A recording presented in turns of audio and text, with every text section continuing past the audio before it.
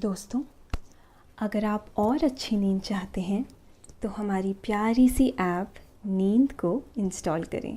इस ऐप पर आपको एक्सक्लूसिव स्लीप स्टोरीज़ मिलेंगी और आप बिना यूट्यूब प्रीमियम के भी इन स्टोरीज़ को बैकग्राउंड में सुन सकेंगे। इंस्टॉल करने के लिए आप हमारी वेबसाइट नींद.ऐप पर ज़रूर आइए और अच्छी कहानियाँ, स्लीप म्यूज़िक, कुछ टिप्स सुनने के लिए इस चैनल को सब्सक्राइब कीजिए। हमारा मकसद है भारत को बेहतर नींद देना और हमारे इस सफर में आप हमारी मदद कर सकते हैं। वीडियोस को शेयर करें उनके साथ जिन्हें नींद आने में तकलीफ होती है। नमस्कार, मैं हूं लोकेश और आज मैं प्रस्तुत करता हूं आकाश कौशिक द्वारा लिखी हुई एक खूबसूरत स्लीप स्टोरी। ये कहानी आपको रहस्य से भरे रोमांचक सफर पर ले जाएगी।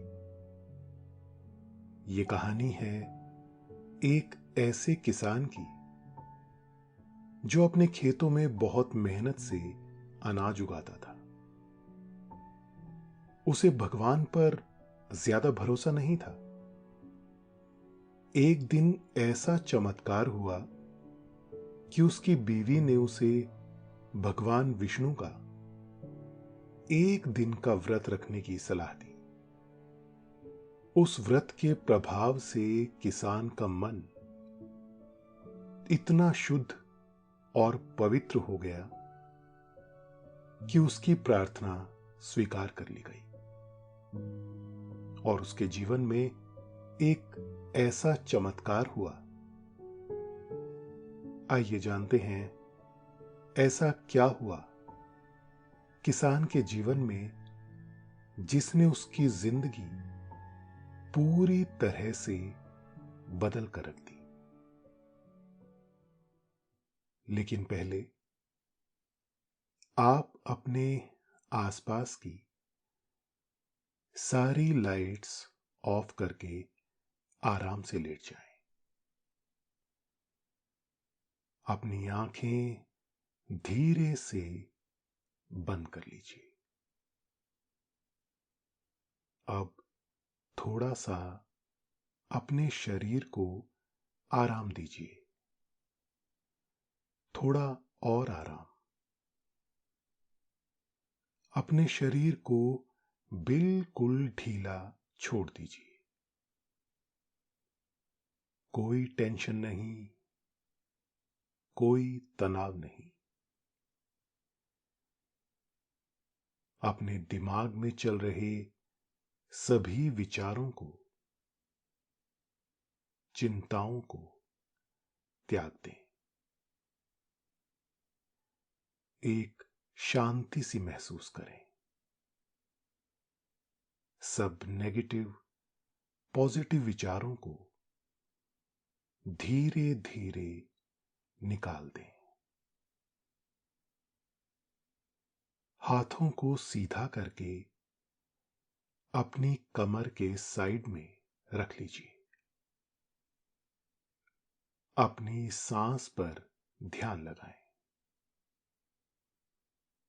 इसको धीमे या तेज नहीं करना है।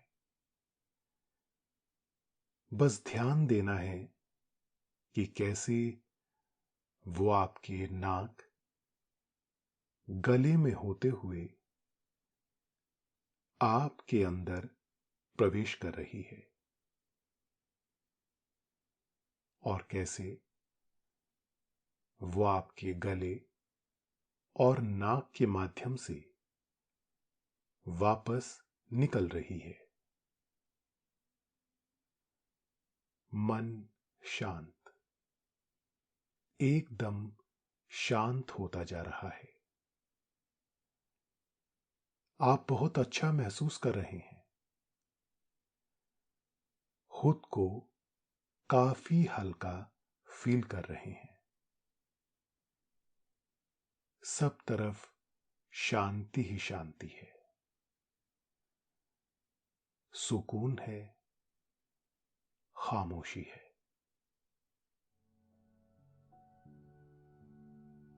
एक बार एक गांव में एक किसान रहता था जिसका नाम रामा था। रामा बहुत होशियार था और बहुत मेहनत से खेती बाड़ी किया करता था। उसका स्वभाव भी लोगों से अच्छा ही था। वो हर किसी से अच्छा व्यवहार करता था और गांव का सबसे मेहनती किसान था। आलस तो उसमें दूर दूर तक नहीं था। वो लोगों को भी मेहनत करने की प्रेरणा देता था, परंतु उसके अंदर एक बहुत बुरी आदत थी कि वो भगवान में विश्वास नहीं रखता था। वो अपने आप को ही हर चीज का कारण समझता था और किस्मत पर ज्यादा भरोसा नहीं करता था। उसे लगता था सब कुछ उसके हाथ में है और वो जो चाहे कर सकता है, जो चाहे प्राप्त कर सकता है, जो चाहे बन सकता है। कभी कभी लोगों को यह उसका अहंकार लगता था और कभी कभी लोग उसे नादानी समझकर भुला देते थे।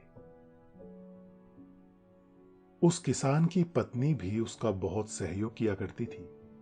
वो एक अच्छी स्त्री थी और अपने पति धर्म का बखूबी पालन किया करती थी। उसके अंदर हर वो खूबी थी जो एक पत्नी में होनी चाहिए। समय पर अपने पति की हर जरूरत का ख्याल रखा करती थी और अपने बच्चों को भी सही परवरिश दिया करती थी।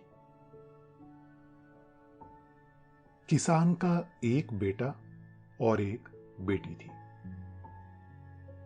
किसान अपनी बेटी से बहुत ही ज्यादा प्यार करता था और मां हर समय बेटे को ही लाड करती रहती थी। किसान हर समय अपनी पत्नी से कहता रहता था कि तू इस बेटे को बिगाड़ देगी, इतना प्यार करना भी ठीक नहीं है। और वो हंसते हुए कहती थी, तुम भी तो अपनी बेटी से बहुत प्यार करते हो, मैं तो कुछ नहीं कहती। देख लेना, एक दिन मेरा बेटा मेरा नाम बहुत रोशन करेगा। तब किसान कहता था, आजकल बेटियां भी किसी से कम नहीं हैं, वो भी बढ़ चढ़कर हर चीज में आगे बढ़ रही हैं। कोई पायलट बन रही है तो कोई राष्ट्रपति भी बन रही है। अब जमाना बदल गया है सुलोचना, देख लेना, मेरी बेटी एक दिन इतना आगे जाएगी कि बहुत नाम कमाएगी। बस चिंता तो एक ही बात की है, अब बेटी सयानी हो चुकी है और इसके हाथ पीले करने हैं। धन की आवश्यकता पड़ेगी, कहीं ना कहीं से कोई तो व्यवस्था करनी पड़ेगी। यही बात दिन रात सोचता रहता हूं कि करूं तो क्या करूं। आप चिंता क्यों करते हैं जी? भगवान पर विश्वास रखिए, कुछ ना कुछ जरूर हो जाएगा। किसान ने कहा, भगवान इसमें कुछ नहीं कर सकता, जो भी करना है मुझे करना है, बिना करे तो पत्ता भी नहीं मिलेगा। पत्नी भी समझ गई कि उसके पति को समझाना बेकार है। वो कहती, एक दिन आपको जरूर समझ में आएगा कि श्रद्धा की कीमत जीवन में कितनी ज्यादा होती है। श्रद्धा और भक्ति की जीवन में कितनी ज्यादा जरूरत है। वो धन की व्यवस्था करने के लिए मुनीम जी के पास चला गया, जो सबको ब्याज पर धन दिया करते थे और लोगों की जमीन गिरवी रखा करते थे।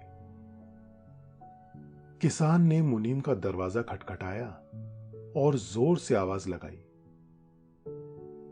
मुनीम जी, घर पर हैं क्या? एक महिला ने दरवाजा खोला। देखने में वो मुनीम जी की पत्नी लग रही थी। लंबे लंबे बाल थे और साड़ी पहनी हुई थी। दोस्तों, अब से आप bedtime stories, guided meditations, relaxing music, इन सब का आनंद नींद ऐप पर ही उठा सकते हैं। किसान ने मुनीम जी की पत्नी समझकर उनको प्रणाम किया और कहा कि मैं मुनीम जी से मिलने आया हूं, कृपया उन्हें बुला दीजिए। महिला ने उन्हें बैठने के लिए कुर्सी दी और एक गिलास पानी भी लाकर दिया। मुनीम जी का घर बहुत बड़ा था। दुनिया भर से ब्याज इकट्ठा करके उन्होंने बहुत धन इकट्ठा कर लिया था। इतने में ही बाहर से किसी के आने की आहट हुई और दरवाजे के अंदर मुनीम जी ने कदम रखा। सेठ जी का व्यक्तित्व बड़ा ही गंभीर था। उनका स्वर बहुत भारी था और आवाज में एक अलग ही वर्चस्व दिखाई दे रहा था। उन्होंने गंभीर स्वर में किसान से पूछा कि तुम्हें उधार की सारी शर्तें तो पता है ना? किसान ने कहा, आपकी कृपा से सब कुछ अच्छा हो रहा है। फसल अच्छी रही तो मैं आपका सारा कर्जा चुका दूंगा, आप चिंता ना करें। बस मेरी बेटी के दान दहेज के लिए मुझे कुछ रकम दे दें ताकि मैं धूमधाम से उसकी शादी कर सकूं, उसके हाथ पीले कर सकूं। मुनीम जी बहुत चालाक थे। वो इसी तरह किसानों को फंसाया करते थे और एक मोटे ब्याज पर उन्होंने किसान को रकम दे दी और साथ में चेतावनी भी दी, अगर समय पर नहीं लौटा पाए तो तुम्हारी जमीन मेरी हो जाएगी, इतना तो पता है ना? किसान ने विनम्रता से उत्तर दिया, आप चिंता ना करें, मैं बहुत मेहनती किसान हूं, आपकी पाई पाई चुका दूंगा। किसान ने लड़का देखना शुरू कर दिया। वो हर रोज कहीं ना कहीं जाता और अपनी पुत्री के लिए एक योग्य वर तलाशता रहता था। एक दिन वो एक ऐसे घर पहुंचा जहां पर घर की औरत चौका लगा रही थी। घर के अंदर से हवन की खुशबू आ रही थी, जैसे कोई अग्नि में सामग्री डाल रहा हो। मंत्रों की ध्वनि किसान को उस घर की तरफ आकर्षित कर रही थी। वो एक ब्राह्मण का घर था, जिसकी सुंदरता और वातावरण अलग ही शुद्धता का एहसास करवा रही थी।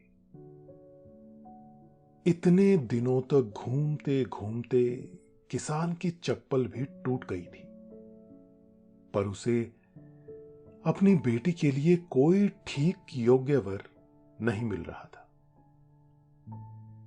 न जाने उस घर के पास पहुंचकर उसे ऐसा एहसास हुआ जैसे उसकी खोज बस खत्म होने वाली है।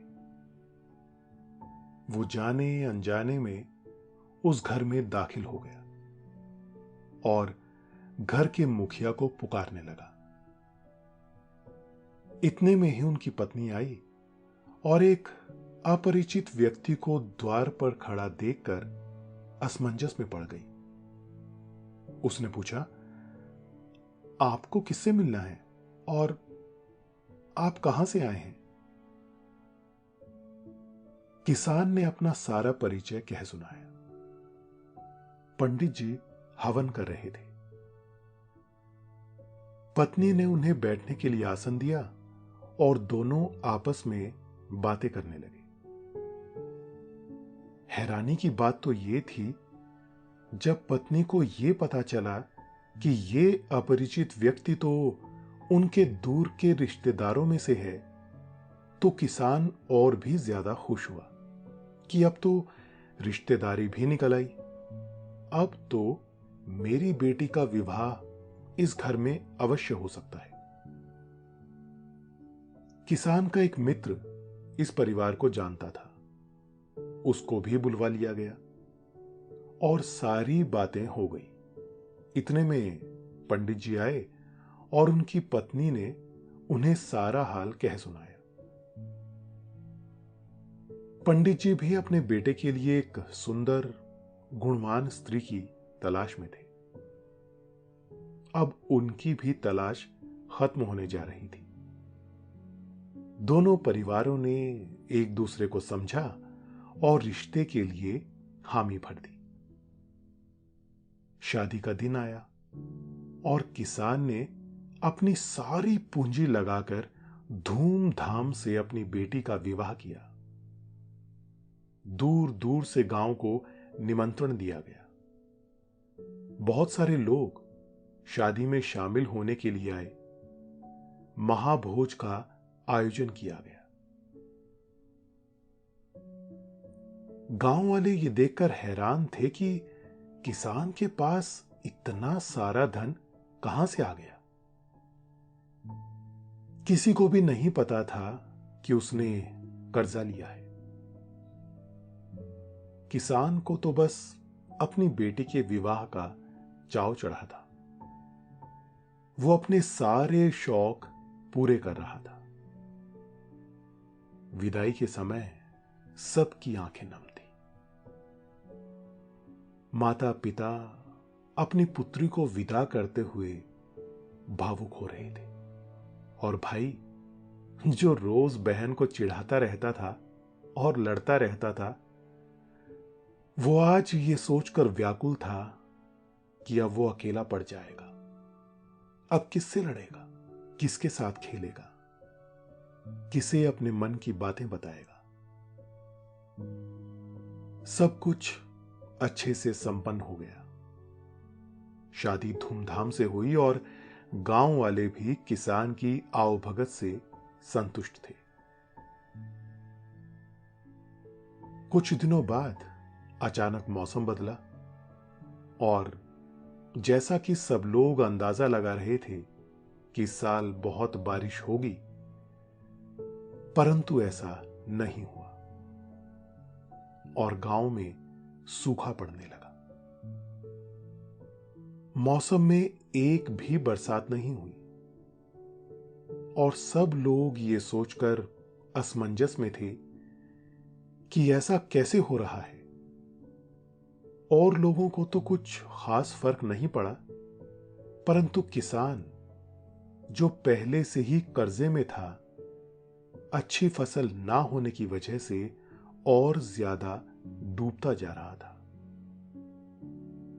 अब उसे कर्जा चुकाने की कोई और तरकीब सोचनी थी। उसे कुछ भी समझ नहीं आ रहा था कि वो क्या करे। मुनीम जी रोज किसान के पास आते और अपना पैसा वापस मांगने की कोशिश करते। पति को ऐसे देखकर उसकी पत्नी सुलोचना भी व्याकुल हो उठी। उसने अपने पति को समझाया कि आप कभी भी मेरी बात नहीं सुनते हैं। इस बार आप मुझ पर विश्वास कीजिए और भगवान पर विश्वास रखकर बृहस्पतिवार का व्रत रखकर देखिए। हो सकता है आपकी श्रद्धा काम कर जाए और कुछ परिवर्तन जीवन में आने लगे। जब पत्नी अपनी बात पर अड़ी रही तो किसान ने हार कर पत्नी की बात मान ली। उसने सोचा, व्रत रखने में हर्जी क्या है, देख लेते हैं क्या होता है। जब किसान अंदर से पूरी तरह टूट चुका था और उसके पास कोई चारा ही नहीं बचा था, तो उसने खुद को प्रभु के चरणों में समर्पित कर दिया था। उसने भगवान विष्णु का व्रत रखने के लिए एक अनुष्ठान किया और बाजार से पूजा की सभी सामग्री लाकर पूरे विधि विधान से भगवान का पूजन किया। सत्यनारायण की कथा भी की गई और लोगों को प्रसाद भी बांटा गया। कुछ दिनों तक ऐसा ही चलता रहा। किसान को अपने अंदर अचानक शांति अनुभव होने लगी थी, जैसे हर रोज किसी से अपने मन की बात कह रहा हो। परिस्थितियां तो वैसी की वैसी ही थी, परंतु मन में शांति बढ़ती जा रही थी, जैसे कोई उसकी बाह पकड़ रहा हो। उसका भाव पवित्र होता जा रहा था, मन शुद्ध होता जा रहा था। ईर्ष्या, द्वेष, लोभ, मोह, काम, क्रोध, अहंकार सब कुछ खत्म होता जा रहा था। जैसे धीरे धीरे वो अलग ही दिव्यता की ओर आगे बढ़ रहा था। गांव वाले भी उसकी श्रद्धा और भक्ति देखकर अब फूले नहीं समा रहे थे। लोगों को उसकी भक्ति पर विश्वास होने लगा था। वो तानपुरा लेकर गांव की चौपाल पर बैठता और भगवान की भक्ति में लीन हो जाता। ना जाने अब उसके ऊपर कैसी धुन सवार हो गई थी। उसके संगीत में, उसकी वाणी में ऐसी मधुरता उतर आई थी जैसी पहले कभी नहीं देखी गई थी। लोग जहां भी उसका स्वर सुनते, खींचे चले आते थे। भजन कीर्तन में मन लगने लगा था। किसान की भक्ति देखकर पूरे गांव का वातावरण ही बदलने लगा था। लोग आश्चर्य कर रहे थे कि ऐसा घोर नास्तिक इंसान भी इतना आस्तिक हो सकता है। इसका अंदाजा नहीं था। परिस्थितियां मनुष्य से कुछ भी करवा देती हैं। जब मनुष्य समर्पण कर देता है तो उसकी श्रद्धा और भक्ति पराकाष्ठा को भी पार कर जाती है और ऐसा चमत्कार करके दिखलाती है जो आज तक किसी ने ना सुना हो, ना देखा हो। भगवान की भक्ति और श्रद्धा से किसान की आवाज में ऐसा स्वर उतर आया था जो दूर दूर के संगीतज्ञ को अपनी तरफ आकर्षित कर रहा था। बड़े बड़े संगीत के महारथी और विद्वान किसान का स्वर सुनने के लिए आते थे और तृप्त होकर जाते थे। किसान भगवान की भक्ति में इतना लीन हो गया था कि अब ना तो उसे कर्जे की कोई चिंता थी और ना ही लोगों की। वो पूरी तरह से भजन कीर्तन में तल्लीन हो गया था। उस गांव से 5 गांव दूर एक बड़ा ही घमंडी गायक रहता था, जो हर समय लोगों का घमंड तोड़ने के लिए उनसे प्रतिस्पर्धा करता था। उसे अपनी गायकी पर बड़ा अभिमान था। जब उसने किसान की गायकी के बारे में सुना तो वो हक्का बक्का रह गया और उसने किसान को गायन प्रतियोगिता की चुनौती दे डाली। संगीत की प्रतियोगिता का समय निश्चित किया गया और दूर दूर के गांव में ढोल पिटवा दिए गए कि किसान और संगीतज्ञ का मुकाबला होने जा रहा है। गायक ने प्रतियोगिता की सजा भी तय कर ली थी। उसने कहा, अगर किसान जीता तो मैं सारी उम्र उसकी गुलामी करूंगा, और अगर वो हारा तो किसान को गायक की गुलामी करनी पड़ेगी। किसान को प्रतियोगिता की कोई सुध बुध न थी। उसे तो जहां बुलाया जाता वो वहां अपने भजन में तल्लीन हो जाता था। प्रतियोगिता का दिन आया। सब लोग बेसब्री से उसका इंतजार कर रहे थे। दोनों तरफ गायक का समर्थन करने वाले और किसान का समर्थन करने वाले लोग बैठ गए। चौपाल सजाई गई और दूर दूर से लोग इस प्रतियोगिता को देखने आए। शर्त यह थी कि जो राग मेघ मल्हार गाकर बारिश करवा देगा वो प्रतियोगिता का विजेता होगा। गायक ने गाना शुरू किया। लोग उसकी आवाज में खो से गए थे। वो बहुत ही प्रशिक्षित और सीखा हुआ कलाकार था। उसे सभी रागों की बहुत अधिक समझ थी, इसलिए वो अपनी लय में गा रहा था। परंतु एक पहर तक लगातार गाने के पश्चात भी बरसात नहीं हुई। वो निराश होकर चुप बैठ गया। उसका कंठ सूख चुका था, ताकत खत्म हो चुकी थी। परंतु बरसात नहीं हुई। उसे पूरा विश्वास था कि अगर उससे ना हुआ तो किसान भी ऐसा नहीं कर पाएगा।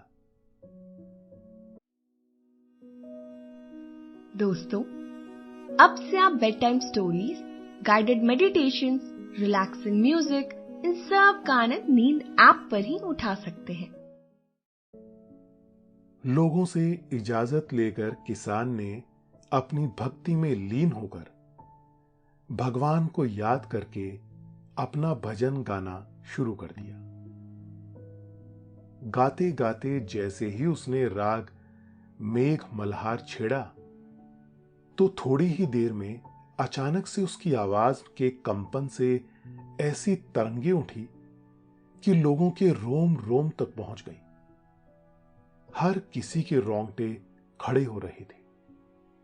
मन गदगद हो रहा था। शरीरों में कंपन छूट रहा था। किसान की आवाज का प्रताप इतना ज्यादा था कि आसमान में बादल घिरने लगे थे। घटाएं छाने लगी। सूरज की रोशनी कम हो गई और अंधेरा सा होने लगा। अचानक से पहली बूंद किसान के चेहरे पर गिरी और धीरे धीरे घनघोर बारिश शुरू हो गई। सारा गांव खुशी से नाचने लगा। इतने समय से जो सूखा पड़ा था आज तृप्त हो गया था। धरती माता भर भर के पानी पी रही थी। चारों तरफ खुशी की लहर छा गई। किसान गाता जा रहा था। ये सब देखकर सब लोग आश्चर्यचकित थे। बड़े बड़े राजा महाराजा जो सभा में बैठे थे वो किसान को अपनी संपत्ति तक दान देने की घोषणा कर रहे थे। ऐसा चमत्कार किसी ने पहले नहीं देखा था। किसान की मधुर आवाज सुनकर थोड़ी ही देर में जंगल के पशु पक्षी भी वहां आ गए और बरसात में बाहर निकलकर खूब आनंद ले रहे थे। ये सब देखकर गायक का घमंड चूर चूर हो गया। उसने ऐसा चमत्कार पहले कभी नहीं देखा था। ना ही उसे उम्मीद थी कि ऐसा हो सकता है। उसने तुरंत जाकर किसान के चरण पकड़ लिए और गुरुदेव मुझे क्षमा कर दोगे नारे लगाने लगा। उसने मन ही मन किसान को अपना गुरु मान लिया था। किसान का गायन रुक गया और उसने प्रेम भरी दृष्टि से गायक को देखा और उसे क्षमा करके गले से लगा लिया। किसान ने उसे शिष्य रूप में स्वीकार कर लिया। भगवान के भक्त कभी किसी को गुलाम नहीं बनाते। वो तो इतने उदार होते हैं कि हर व्यक्ति के कल्याण के लिए भगवान से प्रार्थना करते रहते हैं। अंत भला तो सब भला। फसल जोरदार हुई, सारा गांव हरे भरे खेतों से लद गया। किसान ने सारा कर्जा चुका दिया और भगवान की भक्ति में लीन हो गया। तो दोस्तों, ये थी आज की कहानी, किसान का विश्वास। आशा है आपको आज की ये कहानी अच्छी लगी होगी। आपने ये कहानी सुनी, आपको अच्छा लग रहा है और समय हो गया है आपके सोने का। अब आप धीरे धीरे नींद की ओर बढ़ते जा रहे हैं और नींद आपको अपने आगोश में समाती जा रही है, समाती जा रही है। शुभ रात्रि। धन्यवाद।